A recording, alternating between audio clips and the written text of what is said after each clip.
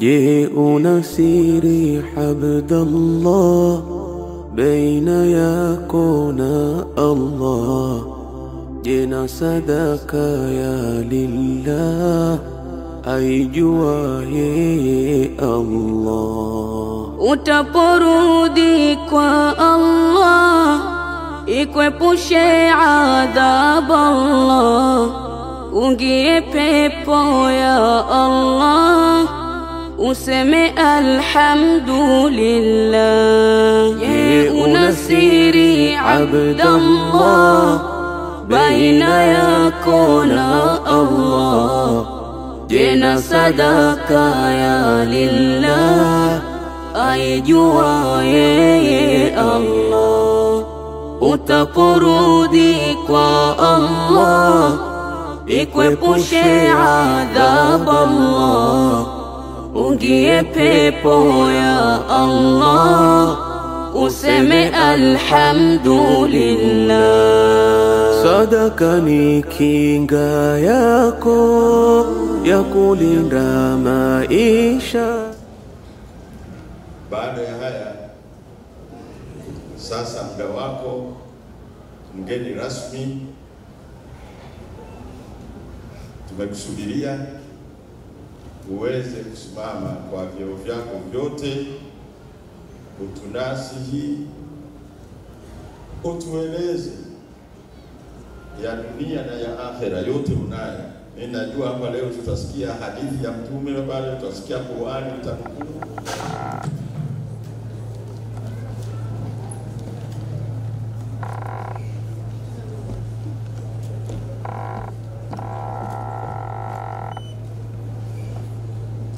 Assalamu alaikum wa rahmatullahi wa barakatuh. Sheikh wetu wa mkoa wa Kagera, baba yangu kipenzi Alhaji Harun Kichobuka, Sheikh wetu wa mkoa wa Geita, Sheikh Alhaji Kabaju, katibu tawala wa mkoa wa Kagera, mwenyekiti wa kamati yetu ya maandalizi Sheikh Abdul Shahid bin Abbas, mteule wa mufti na mjumbe wa halmashauri kuu ya BAKWATA Taifa Alhaji Abdul Rafiu Jafar Bwanika, kadhi wetu wa mkoa wa Kagera Alhaji Maulana Mbarak, mwenyekiti wa CCM mkoa wa Kagera Alhaji Nazir Karmagi, mneki wetu Alhaji Karim Amri, shekhe wa wilaya ya Bukoba Sheikh Yusuf Kakwekwe, majaji wetu kiongozwa na kaka yangu Maulana Farid, maimamu wote mliopo, kaka zangu wajumbe wa kamati ya siasa ya mkoa mliohudhuria hapa nasi, maamiri wetu mliopo hapa mkiongozwa na mtoto wangu Amiri Mionga, maamirati wetu mliopo, washiriki wa mashindano haya, waumini wote mliohudhuria, wageni waalikwa, mabibi na mabwana, assalamu alaikum. Mbona salamu mmeitika kwa udogo sana? Yaani tuitike. Tena sauti za wanaume zinatakiwa ziwe kubwa kuliko za sisi wanawake. Sasa mimi naomba tuitike tukiwa na energy, tuko kwenye jambo kubwa la Allah. Na ni watoe shaka, huko uwani wamepika wali kilo 1000 na ng'ombe 5 wamechinja. Takbir! Assalamu alaikum.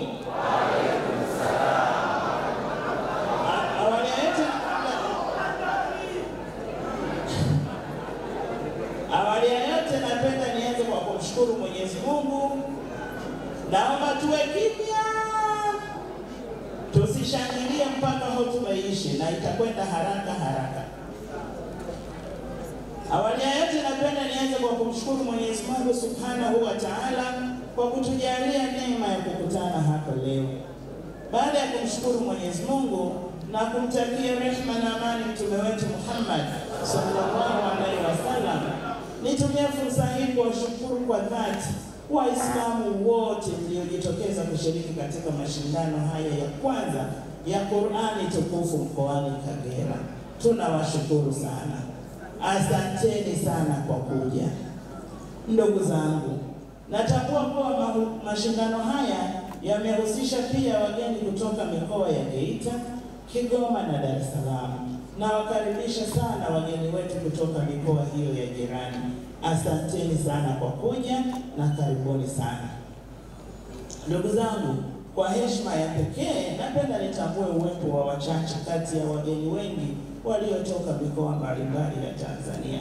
Naomba nitambue uwepo wa mteule wa Mufti, kaka yangu Abdurrafiu Bwanika ambaye amekuja hapa. Yeye binafsi kama mteule, lakini akiwa pia amemwakilisha katibu mkuu wa BAKWATA Taifa Alhaji Mruma, ambaye naye alikuwa na tiketi ya kuja akadharurika na amenituma ni wasalimu wote.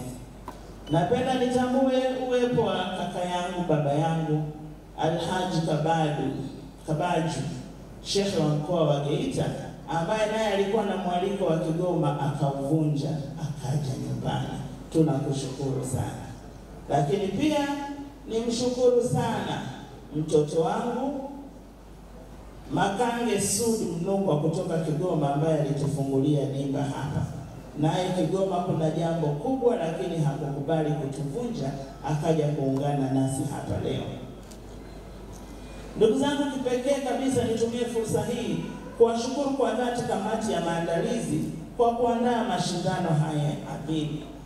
Nia kwanza katika historia ya mkoa wa Kagera, lakini pamoja na upya wake, ni lazima nikiri kwamba yameandaliwa vizuri sana. Na Kiislamu tunasema mashaallah. Nilipoingia humo nilijiuliza tuko Dubai, maana Dar es Salaam tumewapita. Kwa hiyo nikasema hapa ama ni Dubai au Omani. Lakini nikaambiwa Alhaji Sheikh Harun Kichwabuta alishinda hapa jana kusimamia jambo hili. Ndugu zangu, ndugu zangu katika imani, tuko hapa kushuhudia na kuwapongeza vijana wetu walioshiriki mashindano ya kuhifadhi Qur'ani. Wingi wetu katika hadhara hii unadhihirisha kwamba sote tuliopo hapa tunatambua na kuthamini umuhimu wa Qur'ani katika maisha yetu. Uwepo hapa unadhihirisha kwamba sisi sote tuliopo hapa tunatambua na kuthamini umuhimu wa Qur'ani kwa maisha yetu. Na kwa muhtasari tu nitasema Qur'ani ndio kila kitu katika maisha yetu, kama ilivyoelezwa katika Qur'ani yenyewe, aya iliyowekwa pale. Hiki ndicho kitabu kisicho na shaka ndani yake, ni mwongozo kwa wamchao Mwenyezi Mungu. Inshallah Mwenyezi Mungu atudumishe katika imani hiyo. Ndugu zangu, ni matarajio yangu kwamba mashindano haya mazuri yataleta athari kubwa kwetu na watoto wetu. Kwanza, watoto wetu wataongeza ari ya kusoma Qur'ani, walimu wataongeza ari ya kufundisha, wazazi watahimiza vijana wao kwenda madrasa, na mwisho Qur'ani itasomwa na kusambaa kwa kasi mkoani kwetu na kwingineko, na Uislamu utaimarika.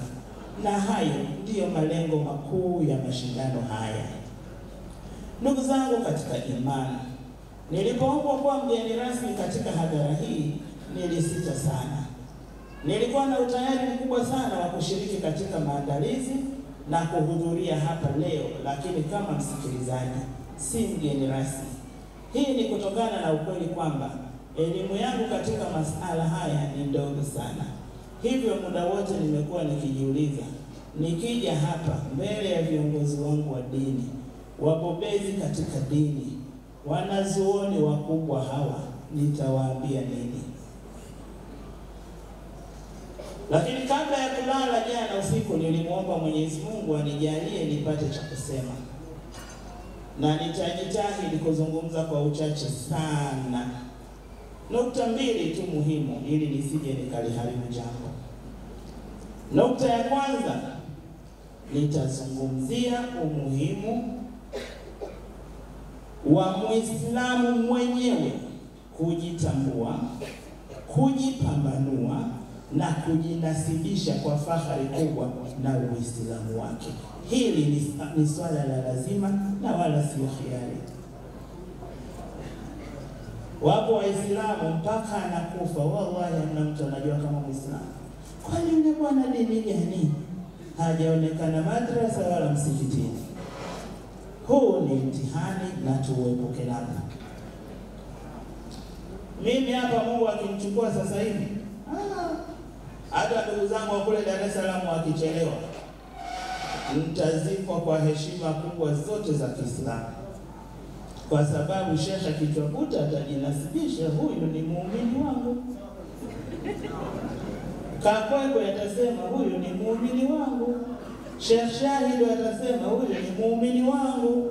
Amirati wangu atasema tunakuwa naye msikitini Ijumaa. Kwa hiyo mara moja nitaoshwa, nitasaliwa na nitazikwa kama Muislamu kwa fahari ninayoitamani kwamba Mwenyezi Mungu nasi itoe nafsi yangu hadi pale aitoe nikiwa katika Uislamu na awe radhi nami. Ndugu zangu katika imani, najua wengi mnatamani kujua muandaaji hasa wa mashindano haya ni nani. Nitawajuza. Muandaaji wa mashindano haya ni Waislamu wote wa mkoa wa Kagera. Lengo kuu likiwa ni kuleta umoja wa kiimani kwa Waislamu wa mkoa huu bila kujali huyu ni BAKWATA, Ansar Sunna, Ijumaa na Adhuhuri na kadhalika. Tunamshukuru Allah Subhanahu wa Ta'ala, lengo letu limefanikiwa. Kazi hii imefanywa na umoja wa mashehe kutoka taasisi zote, na ndio sababu mashindano haya yamefana sana. Alhamdulillah. Ndugu zangu, nawapongeza sana kwa kazi hii kubwa mlioifanya. Inshallah Allah atawalipa jaza yenu. Na ninaposema kila Muislamu ameshiriki, maana yake ni kwamba nyote mliokuja hapa kila mmoja amegharamika. Wakina mama huko wameenda madukani kununua mitandio, wengine leo wamenunua mabaya mapya, nauli za bodaboda zimelipwa, wengine wameleta masufuria, wengine wamechanja kuni, wengine ng'ombe.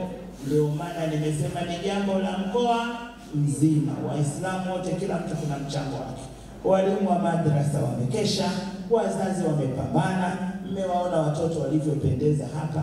Hizi zote ni jitihada za pamoja kuhakikisha jambo hili linafanya. Na ndio maana nasema sisi kama binadamu hatuna kikubwa cha kuwalipa, ila insha Allah Mwenyezi Mungu atawalipa jaza yenu. Ndugu zangu katika imani, ni kwa nini tunataka umoja wa Kiislamu usiotenganishwa na madhehebu au taasisi? Tunataka umoja huu, lengo kuu likiwa ni kulinda nguvu ya Uislamu, kwa sababu umoja ni nguvu. Hata jambo hili tusingeunganisha nguvu lisingekuwa katika ubora huu. Tuliposema hakuna BAKWATA, hakuna Ansar Sunna, hakuna nani, tumechanganya maarifa ya mashehe wetu wote kwa pamoja, tukapata jambo hili zuri. Na hivi ndivyo inavyopaswa kuwa. Ndugu zangu katika imani, naomba niwakumbushe kuwa Mtume Muhammad sallallahu alaihi wasallam alipohamia Madina kitokea Maka, alianza kwa kufanya mambo makubwa matatu yafuatayo. Kwanza, alijenga msikiti unaojulikana kama msikiti wa Mtume au Masjidin Nabii Madinatul Munawwara, ambao mpaka leo Waislamu wanapokwenda hija hupata nafasi ya kuuzuru, kusali na kuomba dua. Nami ni miongoni mwao waliopata bahati hiyo. Ndugu zangu, jambo la pili alilolifanya, aliunganisha udugu baina ya Muhajirina na Ansar. Muhajirina ni Waislamu waliohama kutoka Maka na Mtume Muhammad, na Ansar walikuwa ni Waislamu wa Madina waliompokea Mtume kule Madina. Kwa hiyo sisi huku hatupaswi kugawanyika, kwa sababu Mtume Muhammad aliwaunganisha wenzetu waliotangulia. Kwa hiyo ndio maana tunafanya hizi jitihada, na sisi tujiunganishe kama kweli lengo letu ni kunusuru sunna za Mtume Muhammad sallallahu alaihi wasallam. Lakini jambo la tatu alilolifanya, alitengeneza mwongozo au katiba iliyoweza iliyowezesha kuwaunganisha Waislamu na kutengeneza umoja wa Waislamu. Kupitia mwongozo huu alibainisha masala muhimu ya namna ya kumiliki ardhi, kuongoza watu na namna ya uendeshaji wa shughuli za dini ya Kiislamu. Ndugu zangu, kwa kuzingatia misingi hiyo, na sisi Waislamu wa Kagera tumedhamiria kwa dhati kufanya kazi ya kuitangaza dini ya Mwenyezi Mungu kwa kuunganisha nguvu bila kubaguana, ili mradi tu kila tunalolifanya limo aidha ndani ya aya za Qur'ani au hadithi za Mtume. Takbir! Inshallah Allah atuwezeshe. Ndugu zangu katika imani, naomba nikuhusieni pamoja na kuihusia nafsi yangu. Jambo hili tuliloliasisi leo ni jema na muhimu sana. Nawaomba sana liwe la kudumu. Nawaomba sana liwe la kudumu. Nawaomba sana liwe la kudumu na endelevu, likirithishana kizazi hadi kizazi. Inshallah. Nilipokuwa nazungumza na washiriki wetu jana, niliwaambia ninyi ni jeshi la Allah. Ni jeshi la Allah kwa sababu wanaosoma Qur'ani wakaihifadhi Qur'ani ndio askari wa mstari wa mbele katika kuutangaza Uislamu. Kama hujui Qur'ani, huwezi kusema unatangaza dini, unaitangaza kwa mwongozo upi? Kwa hiyo sote tuna kila sababu ya kuwekeza nguvu kubwa kuwawezesha wale waliojipambanua wakajiweka mbele katika masuala haya ya dini, kwa sababu bila Qur'ani hata misikiti itapoteza nguvu na makusudio yake. Haendi kusali mtu ambaye hajui Qur'an, haswalishi kwa sababu anaweza kwenda kusali akamfuata imamu, lakini hakuna imamu asiyejua Qur'ani. Uongo kweli mashehe? Utasalisha vipi kama hujui Qur'ani? Angalau hata alhamdu, kul a'udhu birabbin nas, kul a'udhu birabbil falaq. Tusonge mbele. Ndugu zangu,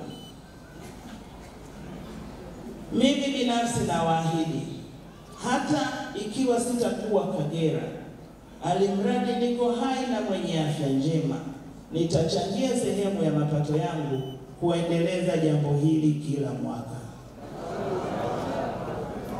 Takbir! Takbir! Takbir! Najua kuratibu jambo hili kunahitaji fedha nyingi, na wamesema mashehe wote waliozungumzia mashindano haya, wazo lilikuja likawa linaenda mbele linarudi nyuma, linaenda mbele linarudi nyuma. Sio kwamba wanagombana hata kidogo, wanapendana, wanapatana na wote wanajua dini. Lakini changamoto kubwa ilikuwa ni uwezeshaji wa jambo hili. Rasilimali fedha ilikuwa ni kikwazo kikubwa sana, kwa sababu walionacho hawaoni utayari wa kutoa, na wasionacho wana ari na moyo, lakini huwezi kwenda Ngara bila nauli. Utafika? Huwezi kwenda kusikiliza waliohifadhi ujala. Utaelewa? Huelewi. Kwa hiyo hapo ndio palileta changamoto, lakini mimi niseme kwa msisitizo mkubwa, wale walionacho, onyesheni ujasiri, toweni mlicho nacho katika kulingania Uislamu. Wako wengine anakwambia Waislamu bwana, ukiwapa fedha watazira. Haya maneno simshasikia sana. Anayejibu hivyo muulize, ulishawapa shilingi ngapi? Maana yake tumeambiwa tusiwe wanafiki. Usigome kutoa alafu tafute kisingizio. Mungu anakuona. Na mimi jukumu langu hapa ni kuwakumbusha tu kwamba Uislamu wetu hauwezi kujengwa bila fedha, na ndio maana Uislamu unakataa ufukara. Ni lazima tuwekeze. Vyanzo vya mapato vya kuendeleza dini vimetajwa wazi, navyo ni zaka, sadaka, mali za wakfu, na kwa sasa ni vitega uchumi mbalimbali vinavyowekwa na taasisi zetu za dini. Waislamu wenzangu, tuweke utayari mkubwa katika kuchangia masala yanayohusu dini yetu. Na ukiwekeza, Mungu atakulipa zaidi. Ukibania, Mungu anaweza kuchukua ile riziki aliyokuruzuku akampa mwingine. Na mimi nitawakumbusha, hii hotuba yangu itatumia aya nyingine wamezisoma vijana wetu hapa waliopita, nyingine nimezitoa kwenye Qur'ani. Ingawa wengi wenu zilipokuwa zikisomwa mlifurahia sauti, hamkuelewa. Sasa mimi nitawaambia kwa Kiswahili ili mzielewe vizuri. Anasema Mwenyezi Mungu katika Qur'ani, Suratul Munafiqun, sura ya 63 aya ya 10. Na toeni katika vile tulivyokuruzukuni kabla mmoja wenu hayamfika mauti. Na kisha akasema, ewe Mola wangu, niahirishe walau muda kidogo nitoe sadaka ili nami niwe katika watu wema. Ndugu yangu, nakataa kutoa sadaka hata ya milioni 1 kuchangia mashindano ya Qur'ani, unakwenda kununua gari ya milioni 100. Siku Israeli anakuja kuchukua roho yako, unasema niahirishie kidogo nikatoe sadaka niwe miongoni mwa waja wema. Hasara. Na muda huo hautakuwepo, tutoe sasa. Mwenyezi Mungu anamlipa mnafiki na mtenda mema. Kama Mwenyezi Mungu ndo amekupa riziki, yeye anajua amekupa, basi na uitumie. Tusiwasumbue mashehe wetu wenye nia njema wakashindwa kufanya mambo makubwa kwa sababu tunaona tabu kuwawezesha. Tuwawezeshe, ni akiba yetu ya kesho akhera. Viongozi wangu, aya hii niliyoisoma inadhihirisha kwamba kila Muislamu mwenye uwezo ana wajibu wa kutoa mali yake ili kuendeleza Uislamu na kuilinda mali yake. Hivyo ni wajibu wetu kuhakikisha kila Muislamu anaijua aya hii ili asiwe miongoni mwa wenye hasara, asiwe miongoni mwa wenye kujuta. Mashehe wetu, tusaidieni tuwe miongoni mwa watakaozipata radhi za Allah.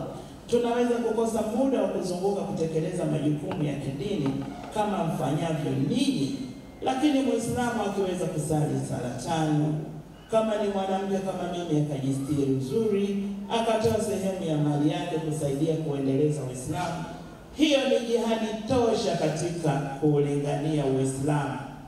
Na akimtii mume wake, basi anapata pepo, tena pepo ya Firdaus. Takbir! Ndugu zangu katika imani, anasema Mwenyezi Mungu katika Qur'ani, Suratul Swafat, sura ya 61 aya ya 10 mpaka 12. Enyi mlioamini, je, ni kuonyesheni biashara itakayokuokoeni na adhabu iliyo chungu iumizayo? Muaminini Mwenyezi Mungu na mtume wake, na piganeni jihad katika njia ya Mwenyezi Mungu kwa mali yenu na nafsi zenu. Piganeni jihad kwa mali zenu na nafsi zenu. Haya ni maneno ya nani? Kupitia kitabu gani? Qur'ani, mwongozo wa Mwenyezi Mungu. Na hiki ndicho kitabu kisichokuwa na shaka ndani yake, mwongozo kwa sisi tumchao Mwenyezi Mungu. Takbir! Kwa hiyo hakusema tukapigane jihadi kwa kwenda tuna mishale na hapana. Wewe ukitoa fedha watoto wakafundishwa madrasa, umepigana jihad na Mwenyezi Mungu atakupa malipo mema. Takbir! Nairudia hii aya kwa sababu naipenda sana. Anasema Mwenyezi Mungu katika surati Swafat, sura ya 61 aya ya 10 mpaka 12.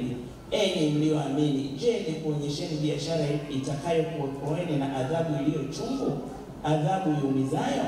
Muaminini Mwenyezi Mungu na mtume wake, na piganeni jihadi katika njia ya Mwenyezi Mungu kwa mali yenu na nafsi zenu. Haya ni bora kwenu nyinyi ikiwa mnayajua. Mkifanya haya atakusameheni dhambi zenu na atakutieni katika mabustani yapitwayo na mito kati yake, na atakupeni maskani nzuri nzuri katika bustani za milele, na huko ndiko kufuzu kukubwa. Takbir. Ndugu zangu katika imani, nawaomba sana kila mmoja wetu ajione ana mchango mkubwa katika kukuza na kuendeleza Uislamu, kwani huko ndiko kufuzu kukubwa. Binafsi huwa naumia sana kuona shughuli za dini yangu zinaendeshwa kinyonge, ili hali waumini wetu wengi wana uwezo mkubwa wa kiuchumi. Ndugu zangu, mimi ni mwenyekiti wa kamati ya kodi hapa Kagera. Wachangiaji wakubwa wa kodi zetu za TRA ni Waislamu, na wala nisiwataje, lakini maviwanda makubwa mengi yanamilikiwa na nani? Sasa mashaikh wangu Sheikh Harun Kichwaguza, nilipata kumwambia maneno haya mufti, na leo nakwambia wewe hapa, usiwe mnyonge, wewe sio mnyonge. Sheikh bin Abbas Abdul Shahid, usijione mnyonge, wewe si mnyonge. Sheikh Kakwekwe, usijione mnyonge, sio mnyonge. Na masheikh wengine wote mliopo, nyie wakabeni ko Waislamu wenye maji. Na mimi kwa kipindi nitakachokuwa Kagera, nifuateni mimi nitawakwida tu na wapa maelekezo wanachangia Uislamu, kwa sababu aya zote nazijua, zote. Takbir.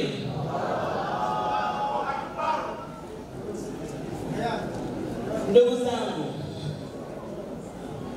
naomba sasa nizungumzie nukta ya pili ya hotuba yangu, nayo hii itahusu elimu. Sote tunatambua umuhimu wa elimu kwa Muislamu, ni jambo la wajibu na wala si hiari. Na ninapozungumzia elimu, kwa sababu nimesema naitazama elimu kwa muktadha wa kidunia, pia nitalazimika kuzungumzia elimu zote mbili, elimu ya dini na elimu ya dunia au elimu ya sifla. Hii ni kwa sababu tunaishi katika jamii yenye waumini wa dini tofauti. Hivyo basi elimu ya mazingira ina nafasi pia katika kuchangia maendeleo ya Waislamu kiuchumi na kijamii. Sote tunatambua kwamba aya ya kwanza aliyoteremshiwa mtume wetu Muhammad sallallahu alaihi wasallam inasema, Ikra, soma. Aya ya kwanza, na tutajiuliza kwa nini ilikuwa ya kwanza, kwa nini isingeanza nyingine, kwa nini kwanza tafuta mali, imeanzwa na soma.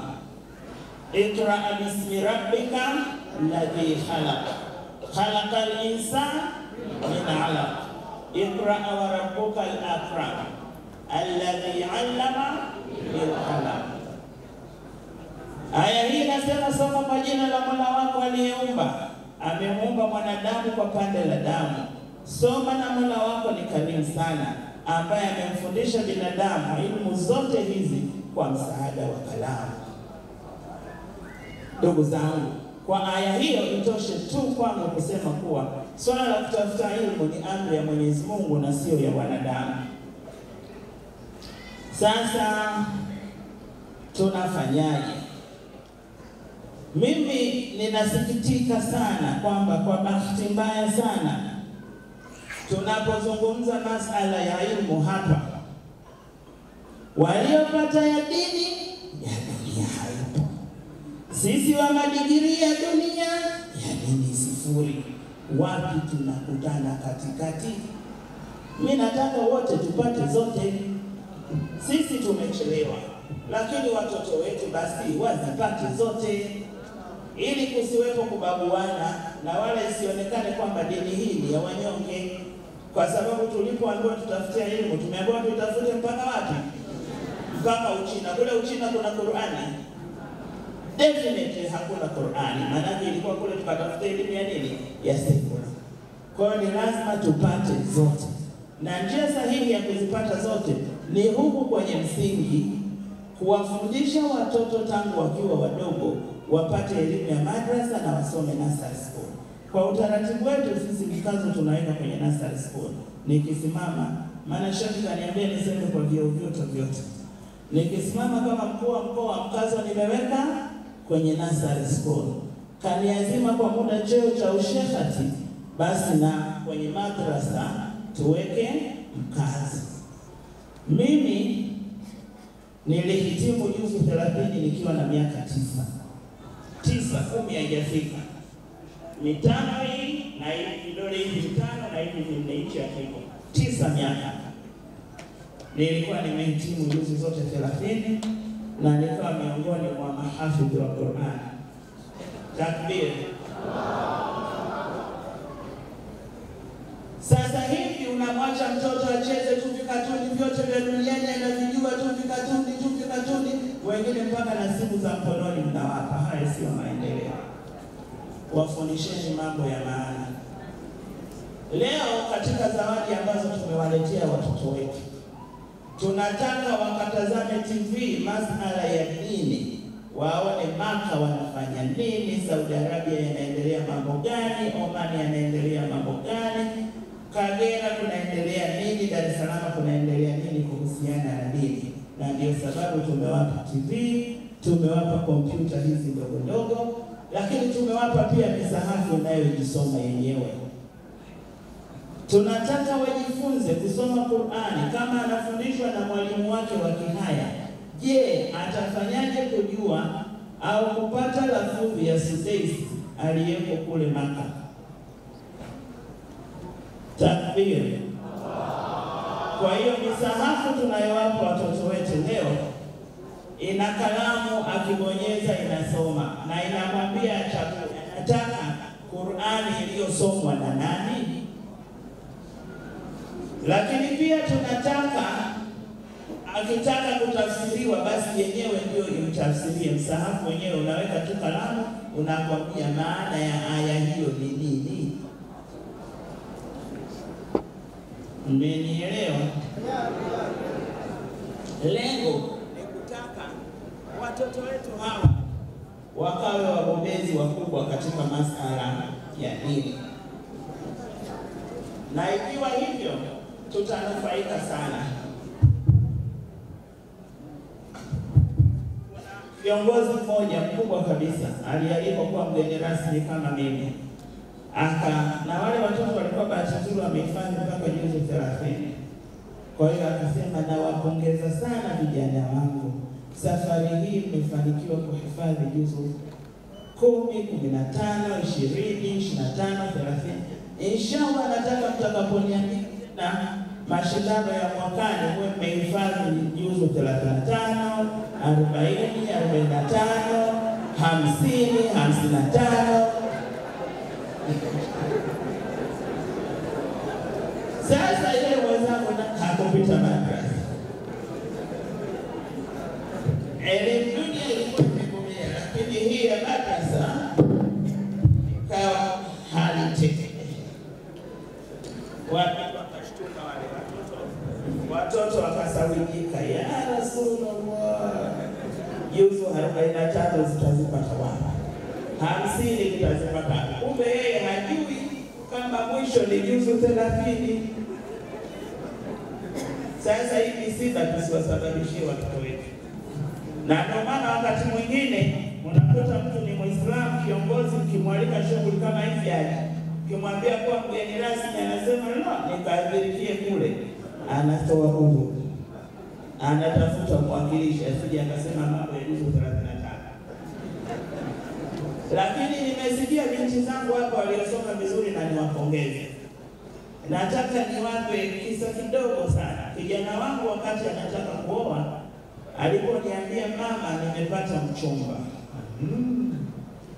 Sifa gani, kwa nini umemchagua huyo uliyemchagua? Akasema, ya kwanza ni hafidhi al-Qur'an, anahifadhi Qur'ani. Takbir. Takbir. Takbir. Allah, kumbe vijana wetu wa siku hizi kuchagua hifadhi Qur'ani ni sifa ya kupata mchumba. Someni sana wanangu ili mchaguliwe. Na hii ina faida kubwa. Nilikuwa naongea kule Nyakatuntu juzi nikawaambia watu, haifai kabisa kusema mainjinia wajikusanye, mainjinia watupu, madaktari watupu. Ukija kwenye dini wote hawajui. Tu changanyikane ili tuweze kufundishana na kuzaa watoto ambao watapata elimu zote mbili.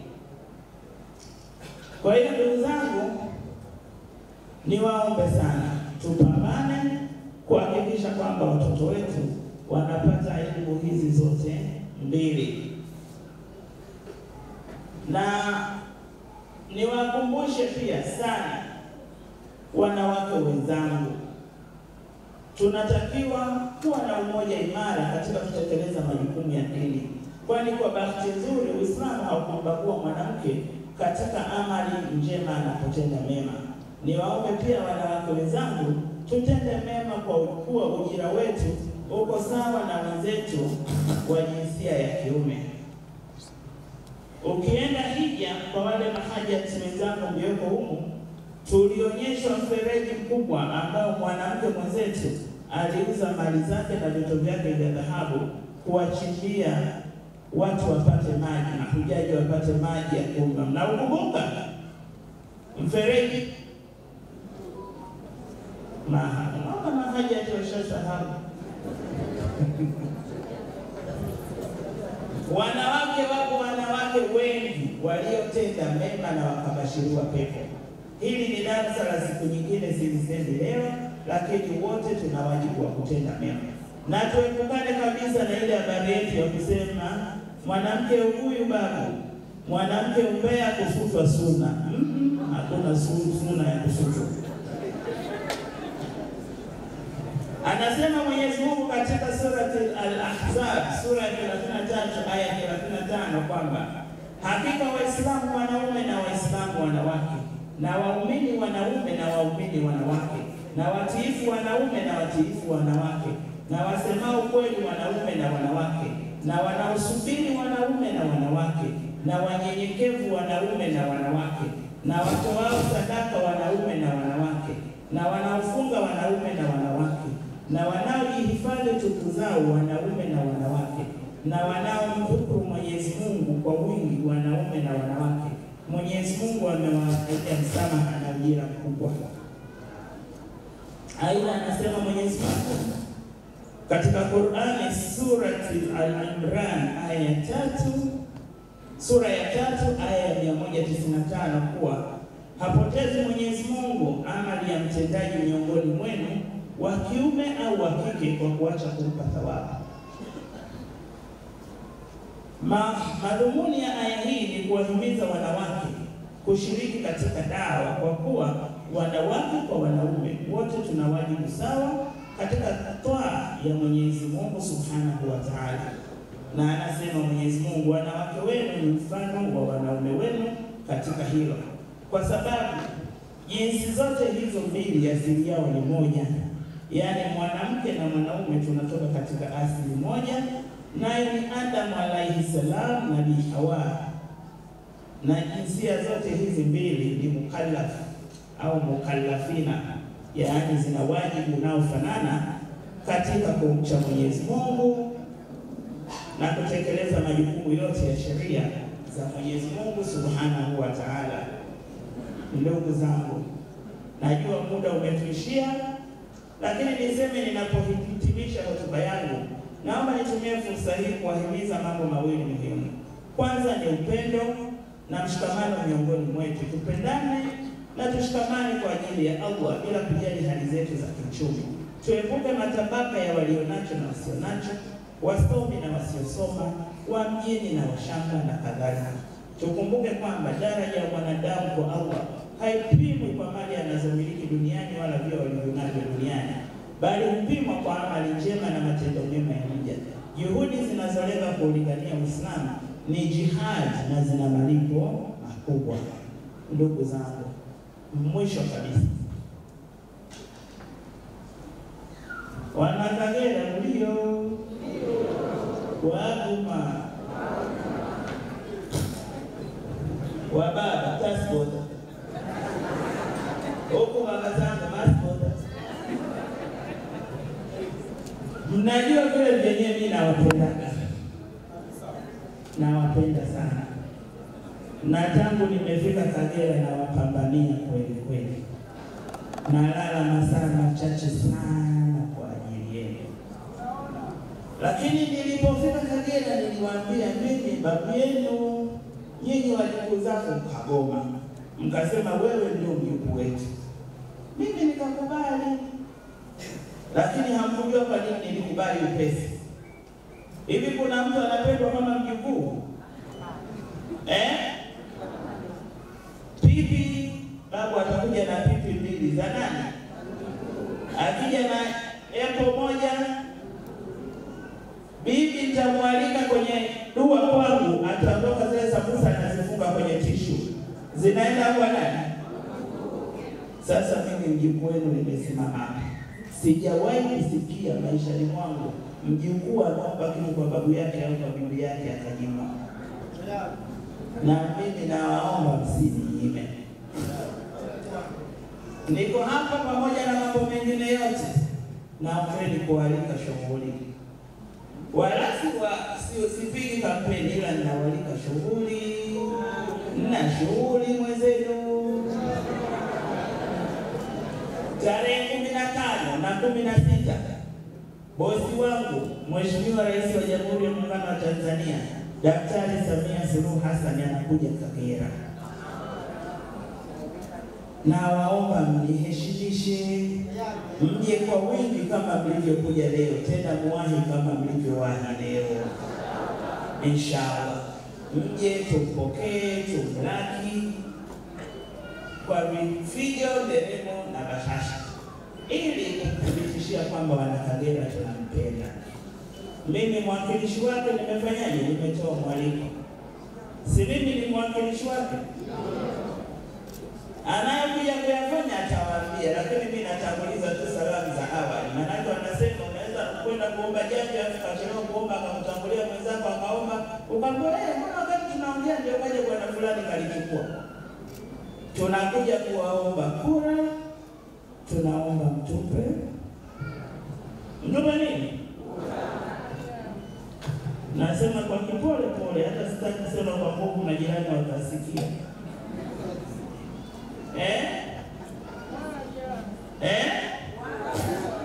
Mwaje? Ni mbashabai kura zaidi.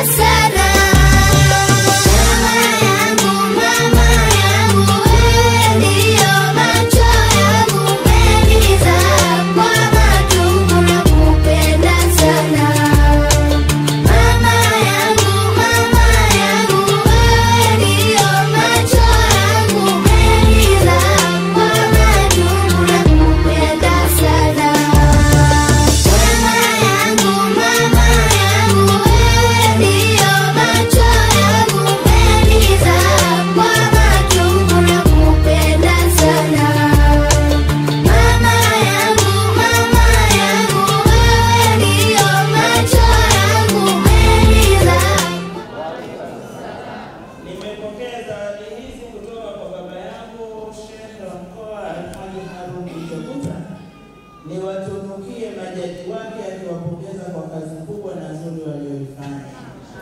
Nimezishashika, nilikuwa naona kama nyepesi lakini naona nzito nzito. Mashaallah. Kwa hiyo shukrani na shukuru zimetoka kwa Sheikh Kitabuta.